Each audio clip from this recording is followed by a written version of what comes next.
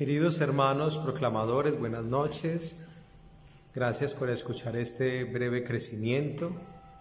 Yo quiero aprovechar la oportunidad que tengo en este momento para agradecerles todo el esfuerzo que han hecho de retornar, de colaborar, de servir en su parroquia, precisamente con el ministerio de la proclamación. Y entender que este servicio es un servicio tan necesario, que debemos preparar muy bien. Por eso estos crecimientos apuntan a la cualificación espiritual, moral, cristiana, teológica, litúrgica de cada uno de nosotros. No olvidar preparar siempre las lecturas, repasar, si hay dudas frente a alguna palabra, cómo se pronuncia, preguntar, porque de la calidad de la proclamación dependerá en gran medida también la profundidad de la comprensión. Dediqué 2 crecimientos para hablar un poco de la Iglesia en la historia de la ciencia. Era como un intervalo allí de todos estos capítulos que hemos venido trabajando de la historia de la espiritualidad cristiana. Yo quisiera brevemente hacer unos comentarios de algunas espiritualidades que no hacen parte propiamente de estas escuelas que hemos visto: la devoción moderna, la escuela española, la escuela francesa, pero que obviamente han aportado a la vida de la Iglesia de manera extraordinaria. En primer lugar, es bueno pensar que durante la Edad Media fueron fundadas algunas órdenes militares, unas órdenes que tenían como un objetivo muy claro, y era hacer que los peregrinos que iban a Tierra Santa tuvieran seguridad, tuvieran acompañamiento, porque muchos de ellos eran atacados por los musulmanes, por los bandidos, por los piratas, y entonces no podían llegar a feliz término en su peregrinación. Entonces nacieron muchas de estas órdenes llamadas órdenes militares, sobre todo en la Edad Media.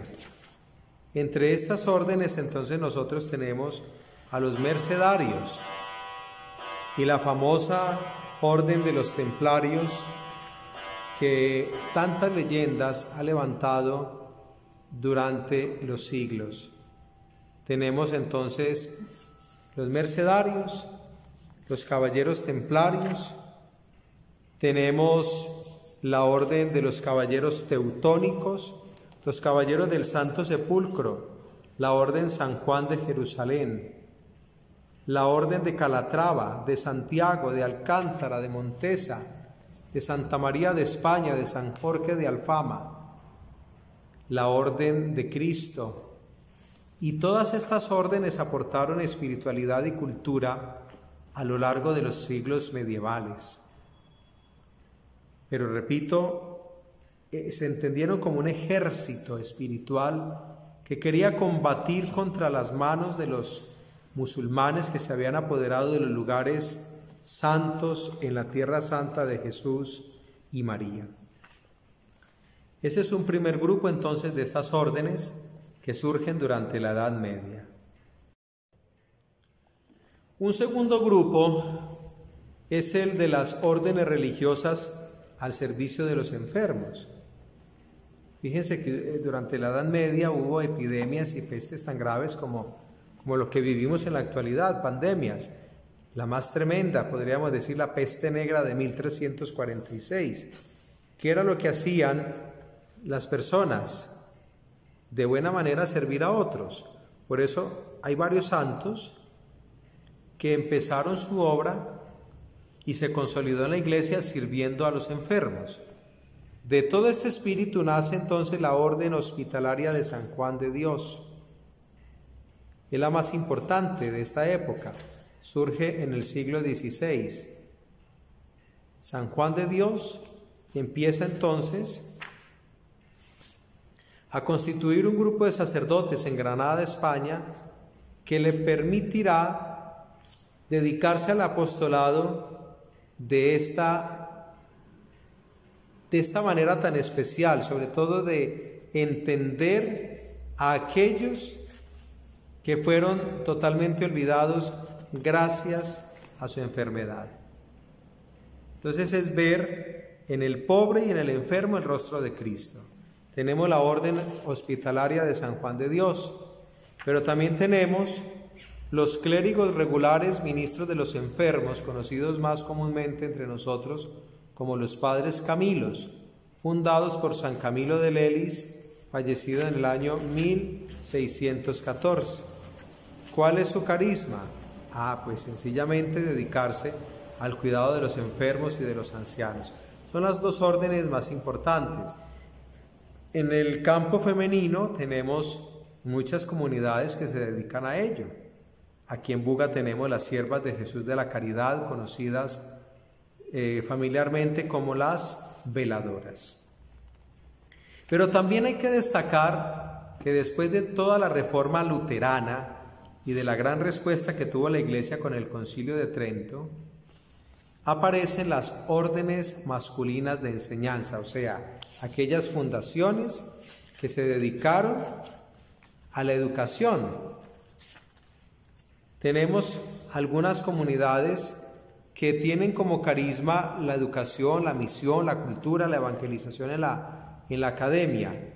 Los barnabitas, los somascos, los más conocidos, los jesuitas, los padres doctrinarios o de la doctrina cristiana, que tienen, sobre todo los escolapios, con su fundador San José de Calasanz, era entender que toda su tarea evangelizadora tenía que orientarse a que la escuela se transformara en una escuela de discípulos de Cristo. Cosa complicada hoy, cuando en la escuela y en la educación lo que se busca y se pretende es echar a Dios, la enseñanza cristiana y la moral. Le costó trabajo a San José de Calasanz esta tarea, pero lo logró. Y entonces funda precisamente su comunidad de los escolapios, San José de Calasanz. Su carisma es dedicarse totalmente a hacer que la enseñanza, sobre todo en los niños más pobres, pueda tener el efecto de una formación cristiana. Tenemos también dentro de esta fundación, de fundaciones, tenemos, decía, también a las escuelas cristianas fundadas por San Marcelino Champagnat. Entonces, fíjense cómo después de la Reforma Protestante y de lo que el Concilio de Trento hizo, florecieron una cantidad de comunidades que se dedicaron en distintos ámbitos de la vida de la sociedad a educar a los cristianos. Pero también está el surgimiento de las comunidades religiosas. Yo les había dicho en algún momento cuando hablábamos de San Francisco de Sales que él quiso fundar una comunidad religiosa femenina que se dedicara al apostolado laical en el mundo, en la realidad pastoral de las comunidades, y la Iglesia le dijo no, ellas son de claustro, y las encerraron. Por eso San Vicente funda las Vicentinas con otro espíritu, de ser sociedad de vida apostólica. Pero pasa el tiempo y empiezan a hacerse unas fundaciones que, sin dejar el claustro, se dedicaron a ámbitos muy distintos de la evangelización. Tenemos una muy cercana a nosotros por la historia de Buga, la Compañía de María Nuestra Señora, la enseñanza. ¿Quién fue la fundadora? Santa Juana del Estonac, una mujer que vivió en una familia dividida entre católicos y protestantes. Y ella funda precisamente su obra, su compañía para la educación de la niñez y juventud. Y la puso bajo la custodia de la Santísima Virgen María. Es la primera orden femenina fundada con una finalidad específicamente educativa. ¿Cuántos años pasaron en Buga y cuánto bien hicieron? Su espiritualidad está enteramente centrada en la herencia de San Ignacio de Loyola, es decir, muchos dicen que es la versión femenina de la Compañía de Jesús, por eso se llama Compañía de María la Enseñanza, Compañía de María Nuestra Señora. Ella se expandió, llegó a Colombia en 1783. Ya habíamos hablado de la Orden de la Visitación, fundadas por San Francisco de Sales.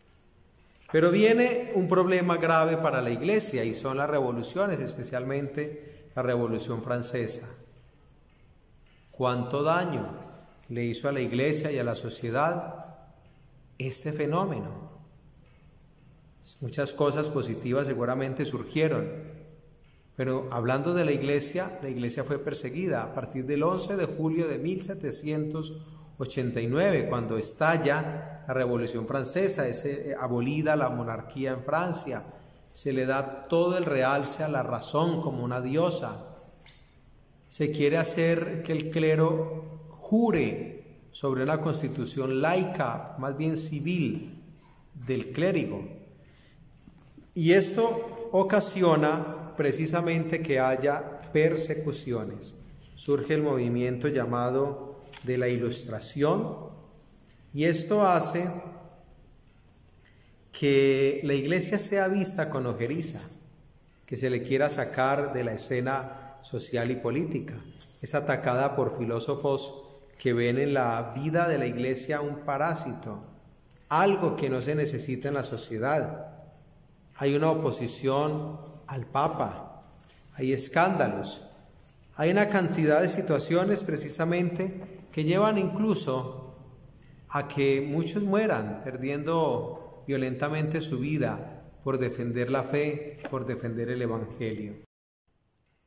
Estábamos diciendo entonces de los efectos tan graves que tuvo para la vida de la Iglesia la Revolución Francesa. Por esa época se había gestado también un problema muy serio, que fue la supresión de la Compañía de Jesús. Como muchos vieron en la Compañía de Jesús un enemigo para la Iglesia, para la sociedad. Cosas muy tristes, había un juego político allí.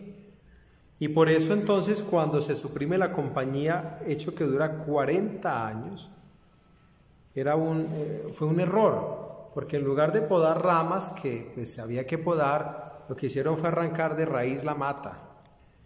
Hubo una serie de acusaciones falsas que llevaron a que el Papa Clemente XIV, un franciscano, suprimiera la Compañía de Jesús. Dije ahora durante 40 años, a partir de 1774 y hasta 1814, cuando el Papa Pío VII la restituye. Fueron perseguidos y vemos cómo esta orden, habiendo tenido algunos miembros exagerados, diríamos, su comportamiento, pero ha hecho un bien gigante para la vida de la Iglesia, para la vida de la sociedad, para la vida del mundo entero, para las ciencias, como vimos cuando hablábamos de la Iglesia en la historia de las ciencias. Fueron expulsados de todos los territorios, incluso en la historia de nuestra ciudad aparece precisamente esto. Cuando ellos son suprimidos, son expulsados de la ciudad de Buga. Todo esto crea una época nueva. Entonces vamos entrando en el siglo XIX, en el siglo de las guerras de independencia aquí en América Latina. Otra mentalidad de la Ilustración, el enciclopedismo, los derechos del hombre y del ciudadano, pero también representará un elemento distinto para la vida y la pastoral de la Iglesia, porque la Iglesia tendrá que entrar a dialogar con una realidad muy distinta. Ya no es la Edad Media, no es ni siquiera el Renacimiento, es una época distinta. Quería hacer alusión a estos detalles y dejar abierto un panorama para llegar al siglo XX, el siglo del Concilio Vaticano II.